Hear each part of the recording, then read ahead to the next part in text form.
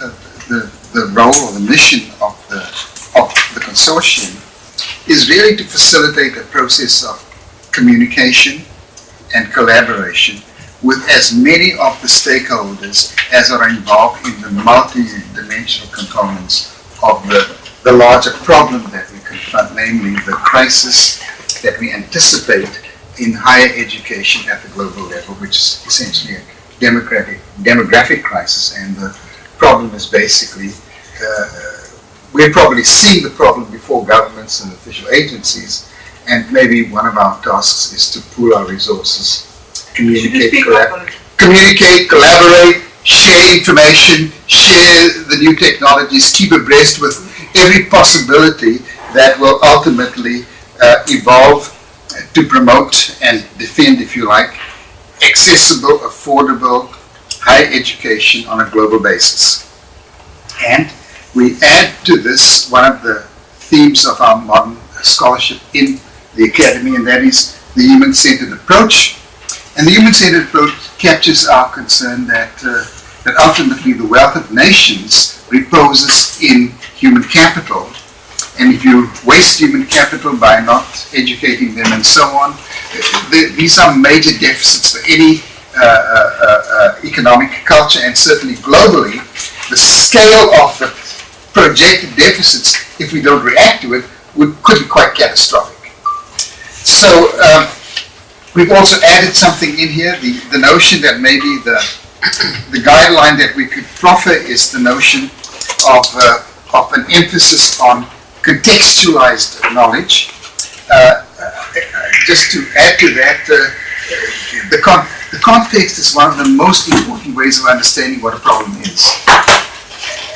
And if education is going to be in part a response to problems that we face in the development of education models that are essentially responses to the problems in the real world, then we need an adequate level of contextualization to better understand what exactly it is.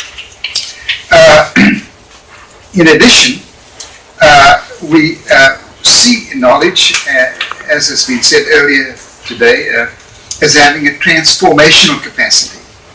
And we need to keep the notion of knowledge and transformation at the forefront of our consciousness, at the forefront of our innovations, and the forefront of our own interventions into the global problem that we anticipate. And so, and finally, we look at transformation in terms of not just knowledge and skills, but also values. And again, from a global perspective, we bring essentially the cluster of agreed upon global values, which the gentleman from Oberlin College yesterday summarized in terms of the notion of dignity.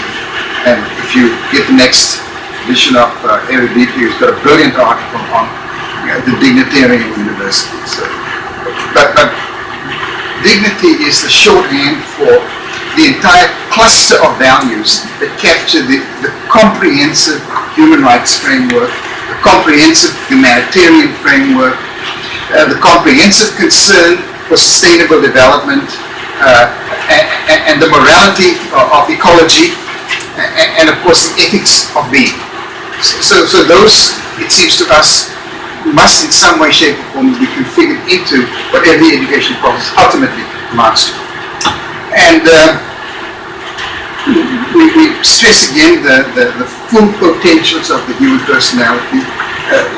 I think every educator recognizes today that we only capture a small portion of human potential and human capability. Even early pragmatists like William James said the amount of human capacity that we actually expose in education is rather a fraction of what it actually is.